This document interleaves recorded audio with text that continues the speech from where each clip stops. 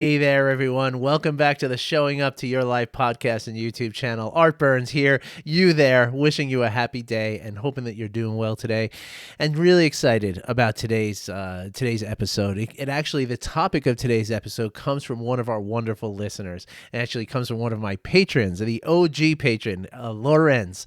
And I just want to thank him for this because it's proven to be a very important topic. And researching for this has been really helpful for me in many ways, and really kind of, as I am likely to do with most things in life, I'm going to relate back to mindfulness, this topic of cognitive dissonance. Okay, so cognitive dissonance. Now, first of all, bear with me. Okay, I'm really, this is not something that I've explored very deeply on my own, but I have put read a few articles and done some digging this week now, trying to prepare for this podcast. But if you have any questions about this, please, or if you have any comments, please reach out, because especially on a topic like today, I'm owning the fact that I'm not necessarily an expert on this. When I talk about the mindfulness and I talk about the four constituents of well-being, and I talk about, self-compassion and compassion and all of these different forgiveness, all of these different concepts are things that I've worked with for a long, long time. And so I'm a little bit outside my comfort zone today,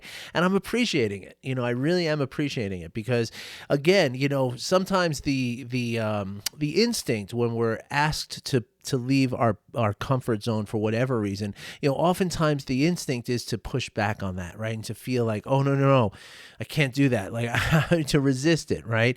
Which is just part of the clinging and the aversion that we talk about here, right? And when you're being pushed into something that's uncomfortable, right? The discomfort comes from that clinging and that aversion, right? That's how it all works. And so that right there alone is a little bit of a lesson here in that we can kind of look at when somebody is asking us to do something that we're not necessarily comfortable with, where does that discomfort come from, right? Like, when you feel it, are you feeling the discomfort because, what, right? Are you afraid of doing the thing that you're doing? Are you, and is that fear, is it reasonable? And is it real and valid? And these are questions that we can ask ourselves. And so the subject of cognitive dissonance actually touches upon this very topic. And so I'm really excited. So thanks again, Lorenz, for this wonderful inspiration and this suggestion. So let's talk about, first of all, what is cognitive dissonance? So it's the opposite of what they call cognitive consonance, right? So consonance means to kind of come together with something, where dissonance means that you're not resonant with two things are not resonant with one another, right? They're at a discord, right? They're not meeting up, right? And what this means when we talk about cognitive dissonance, right? The idea is that our thoughts and our beliefs are inconsistent, right? Now, first, before we go any further, I want to make sure that we draw a distinction between cognitive dissonance and hypocrisy, because they are two completely different things, right? Hypocrisy would be if you said that you're a really strong believer in environmental practices, and you consider yourself someone who's dedicated to environmental conservation, right? But yet you drink 10 bottles of water and you throw them in the garbage without recycling them, right? That would be hypocrisy, right? You're saying you believe one thing, but your actions are not really the same, right? And so there's a contradiction there, right? That's not the same as cognitive dissonance, right? Cognitive dissonance is, again, it's more of a confusion between your beliefs about something. So, for instance, you could have, say you consider yourself a very honest person, right? Like you consider yourself to be, someone who tells the truth, right? But then let's say there's some time where, for whatever reason, you were motivated to tell an untruth, to lie, right? The cognitive dissonance is what you feel when you feel the fact that you told an untruth, but yet you're not, it's not aligned with who you think you are, right? Now, let me give you another example. I have two more examples that I'd like to give you that maybe will help to clear this up a little bit more. So let's say there's somebody who admires and believes in a certain political figure, right? say a president or a senator or something, and I'm talking about U.S. government, you can translate that to your own government there in Europe. Anybody who's listening out there, but the idea is like, let's say you have a senator, right, that you always believe in. You believe that they, the way they vote is the right way. They align with your beliefs and your values, right? And so you support this person, right? Maybe you donate to their campaign funds. Maybe you call their office and promote things with them, or maybe you're involved in some level, or maybe you're not. Maybe it's just something you believe in, right? But then one day you open up your newspaper. I'm dating myself. Nobody has newspapers anymore. You log on to your news source and you see that your favorite senator has been uncovered in some salacious scandal of some sort, right? Which completely contradicts your belief in this person, right? What this person, he or she, has done in the news is completely outside what you believe and what you completely outside the values that you believe you share with this person, right? So that is a cognitive dissonance, right? That you're and what the cognitive dissonance really, kind of applies to, and what it speaks to, is not so much the difference itself, which, I mean, that is what the cognitive dissonance is, the difference between, what you believe in this person and what this person actually just did, right? So there's a difference in there. And before I go into it, let me give that other example, because this is the one that I've known for a long time, right? The first time that I was exposed to the concept of cognitive dissonance was in the animal rights world, actually. A few years ago, I used to be pretty active in the animal rights activism community, right? So, animal rights activists are people who believe that, that animals should not be, used for things like food and stuff like that. Now, I'm not trying to press my beliefs onto you, okay? This is not my place for activism, right? So if you are someone who eats meat and dairy and eggs, well, that's your choice. And I would be more than happy to get into a conversation about the benefits, the cons, the pros and cons, the benefits and drawbacks of that diet, and talk to you about why I made the switch that I did almost 10 years ago now to eating a completely plant-based diet. I'd be more than happy to share that with you, but that is not the point of this podcast, and I'm not going to push any beliefs onto you through this podcast, okay? But the cognitive dissonance applies to, and again, this comes up in animal rights activism or vegan, conversations quite a bit, because most people have a cognitive dissonance when it comes to animals, right? There's a wonderful book that was written about almost 20 years ago now, I think. It's called Why We Love Dogs, We Eat Pigs, and We Wear Cows, something like that. I think that's the title of it.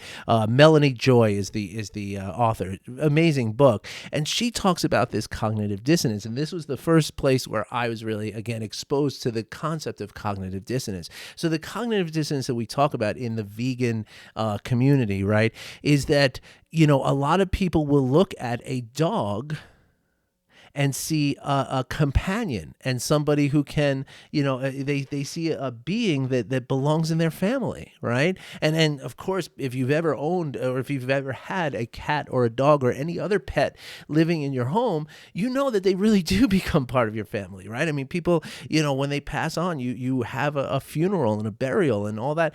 People take this very, very literally and very, I believe appropriately, because, you love these animals and these animals love you, right?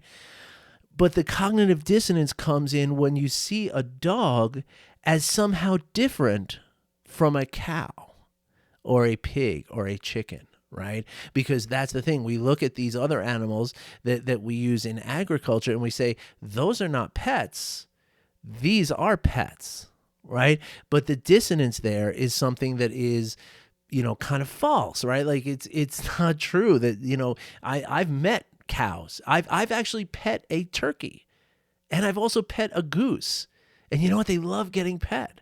Like a goose will literally lift up her wings and let you scratch underneath them, just like a cat will roll over and let you scratch her belly, right? And so there, so this idea that there's some difference, that somehow these animals are not pets, and these animals are, that's the cognitive dissonance, right? And so what happens with the cognitive dissonance is really the point, right? So the reality is that when you are confronted with a dissonance like this, right? Any of the three examples that I just mentioned, right? Either the politician, the animal thing, or the first one that I mentioned, which I can't specifically remember right now. But like I told you, I don't work off of a script here. But when you're confronted with one of these levels or examples of cognitive dissonance, right?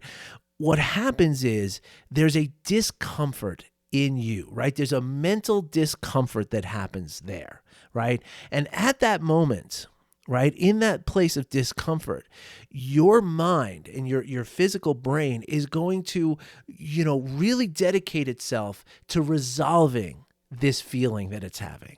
Right. So, and this is the key, right? And this is really how it relates back to mindfulness, right?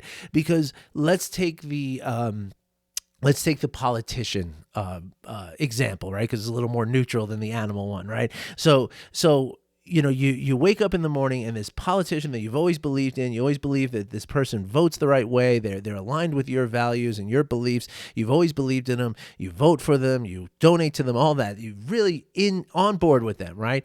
And you wake up in the morning, you find out that they did something that is completely contrary to all of your beliefs. And you would never have voted for them at any time if you knew about this thing that happened, right?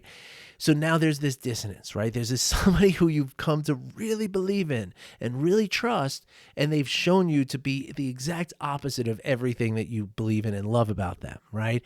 You got this dissonance. Now, the big deal here, well, two big deals, especially as it relates back to mindfulness, right? There's going to be a feeling in your body now, right? You are going to feel this dissonance, and it's going to feel very uncomfortable, right? So in mindfulness, we can look at this, we can see it, right? We can let it in, right? And we can learn from it, okay? Because now the second thing that's real and really the most important thing here is, what do you do to resolve this cognitive dissonance? Now, remember, I told you a story, I've told this a few times, right, about the Dalai Lama coming to the U.S. With, I think it was like 14 different Tibetan monks who had volunteered to be studied with, with modern Western psychology and neuroscience machinery and techniques and all that, right? So at that time, right, the Dalai Lama said,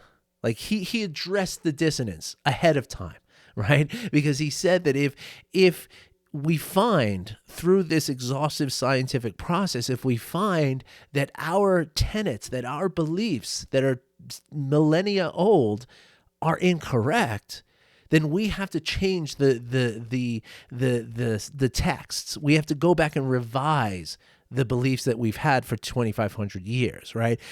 That is one way to address cognitive dissonance, right? To actually learn from it, realize that maybe there was a flaw in what you believed before, and then reform your ideas, right? This will bring a resolution to you in a very healthy and sort of constructive and beneficial way, right? Because now you're growing and you're learning. And you're changing the way that you see things in a more realistic and accurate way, right? But let's look at the alternative, and this is something that happens more often than the previous description I just meant, right? Which is that you wake up in the morning and you see this thing about your favorite politician, and because of this dissonance, because of the discomfort that you feel with this dissonance, you say the news is fake, right? Like, it couldn't have happened that way because it conflicts and it contradicts my beliefs, my strongly held beliefs. I refuse to see the reality that's right in front of me, and instead I'm going to say that the news itself is fake, right? So that's one way that you can deal with cognitive dissonance as well, right? But again, unlike that first example where you change your beliefs and you grow into a new evolved level of belief, this second example is an example of just shutting out, retreating into our unconscious, passive, pattern-based behavior, right? And so that's the key, right? There's going to be cognitive dissonance in your life, right? How you deal with it is what matters, right? How you interpret it and what actions you take to resolve it, that's what matters. Okay, now how does mindfulness apply to that, right? I'm glad you asked. Mindfulness applies to this in several ways, right? Number one, it's about it's about feeling it, and it's about noticing it, right? And as you develop and as you deepen your self-awareness through the very basic practices of mindfulness, which is, again, nothing more than attending to the present moment, right? Whether you're doing that formally in meditation or you're doing it informally by just, constantly reminding yourself to come back to whatever it is you're doing, right? It's the same practice, just different form, right? As you do these practices, what you do is you learn about your feelings. Not you learn about your emotional feelings, yes, but you learn specifically about your physical feelings, right? You learn how the emotional feelings register and manifest as physical sensations, right? And then you learn how your thoughts contribute to this whole process and how they fit in with the cycle, and they do, right? So then the idea is that when we develop this heightened or deepened sense of self-awareness, we start to notice the cognitive dissonance on a visceral, physical level. We'll start to notice it, and when we do that, that is when we can step back, we can disidentify with it. Right? We can say, like, hey, it's not my fault that my brain believed all of this stuff about this because it's what I was told, it's what I was taught, it's what culture has shown me to be true, right? So we disidentify with it, and then we, at that moment or from that place of disidentification, we can now examine it. And we can examine it with our open heart and our open mind. And we can look at it and say something exactly like it's not me that made this happen, but I have the opportunity now to learn from it. And as I learn from it, I will grow from this. And as I grow from this, that cognitive dissonance will be satisfied. It will be resolved in a healthy and beneficial way. So that's the first thing, right? So when we can see it, when we can notice it, right? That's the big deal, right? Because otherwise, that's when you feel this. It's almost like a threat that you feel, right? When you see something that so contradicts something that you've held for so long, there's a real feeling that happens, right? And that's what makes people say, "Nope, fake news. I don't believe it," right? And you see this a lot in our culture now, right? It's everywhere, right? It's everywhere, right? Like when you talk about, the people who don't believe in vaccines, when you talk about the people who believe in the QAnon stuff or the Russiagate stuff or whatever it is, right? It's all part of this cognitive dissonance, right? Like people don't believe that their politicians who they believe in could do things that could contradict their own beliefs. Right? And so it hurts. It feels really uncomfortable when it happens, right? And again, it's very tempting for the unexamined mind. It's very tempting to fall back into a defensive mode, right? And that defensive mode is saying, no, I just don't believe the news that you're telling me, right? Because it's much easier to do that than it is to change these foundational beliefs that I have. And now that brings us to the second really important connection that cognitive dissonance has to mindfulness practices, right? Because as I'm always talking to you, right, the suffering, right, the suffering that we experience in the light of any situation, any experience, the suffering that we experience comes from not the experience itself, but from the aversion and the clinging and the delusion that we have surrounding this experience, right? Are we seeing it for what it really is? Are we seeing this news for what it really is, true, or maybe it's not? That's also very possible that, that you can ask yourself those questions, like before you decide, no, it's fake news, you can look up where the news coming from, right? If it's coming from a very reputable news source, well, then maybe it is believable. Maybe it is true. But if it's coming from some, somebody writing a blog from their, their parents' basement, well, maybe I can challenge it a little bit more, right? But it's only in asking that question that we can come to that realization one way or the other, right? And then, of course, examining, am I being aversive to this, or am I clinging to something? What is it that's making me feel this feeling, right? Is it because I'm clinging to this belief that I've had my whole life? Right? That dogs are pets, but chickens are not, right? Is it that I'm clinging to this? Or am I aversive to the idea that something could possibly be untrue about my beliefs, right? And this is where we get tangled up unless we're able to disidentify with all of it, right? And that's the third part, or 2A or 1A, whatever, of how this applies to mindfulness. Because you remember that mindfulness is about observing things objectively, observing our outer experiences and our inner experiences, our emotions, our thoughts, right? Observing them objectively means to disidentify with them. And so what does that mean, right? Again, I've said this before. I'm just going to repeat it just so it's handy for you, right? But identified is saying, I am angry, right? That means that everything that I am, right? Like my whole identity, my whole being here is comprised of anger. And it sometimes might feel that way, especially with anger. But more accurately, the statement that could be made, again, more accurately, is I am experiencing anger in my body right now, right? And it's a subtle shift, but it's very, very important, because what it does is it puts the anger, it's not, you're not wrapped up in the anger. You're standing back here watching the anger happen. And when we can disidentify with things like our beliefs, right, and our thoughts, right, when we can disidentify with those, that's when we're open to now say, wait a second, do I have to do like the Dalai Lama did, where I have to change my long-held beliefs in the light of new information, right? Or am I going to run and hide from the new information, right? That's the question, right? And disidentification or non-identification is the best way to achieve that. The best way to achieve the conditions to be able to make that choice. Right? Because otherwise you're going to fall into the automatic pattern. And that automatic pattern for most people is going to be defensive. No, the news is fake. I refuse to believe it.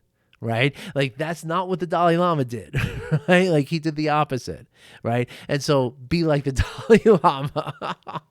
I could have just said that in this podcast. It would have been much shorter that way. But anyway, I hope this makes sense to you. I hope that you understand this. And again, normally I'm talking about things that I'm much more well-versed in, and much more sort of readily able to talk about this. And so in all likelihood, I'll probably have more thoughts about this. And in all likelihood, I'll record another episode. It'll be like Cognitive Dissonance Part 2, and I'll have more thoughts about this. But some of those thoughts might be influenced by something you have to say.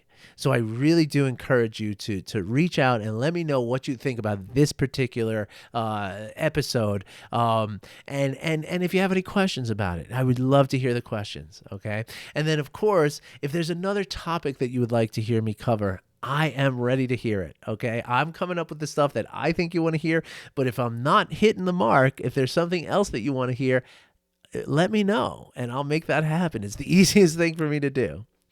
All right, everybody. Well, thank you for listening. Thank you for watching. A couple of reminders, please do the LinkedIn things, not the LinkedIn, the YouTube things and the podcast things. Okay. So what that means is like, subscribe, share and comment and all that stuff on the YouTube, if you could. And on the podcast, if you could rate it, if you like what you hear, just go ahead and give it however many stars you think I deserve. And if you're up for writing a quick review, all the better. Okay, but these things really do help to elevate this channel and this podcast in the algorithm. So please, if you could take a moment to do that, it would be really helpful. Lastly, I want to remind everybody I'm doing a guided meditation. Actually, tomorrow it's my partner Adam, my business partner Adam. He's the one that does this on Saturdays. I do it on Wednesday. But tomorrow there is a guided meditation with a lovely little discussion afterward. You're more than welcome to join. I'll put the link to register for that in the description. All right. And then, of course, if you want to become like, the super other patrons that I have, I'll put that link in there too. If you care to support this show and support my work, I would really appreciate that. So thank you, everybody, for listening. Thank you for watching. I wish you well. I'll be back again on Monday with some more fantastic information. Talk to you soon. Bye-bye.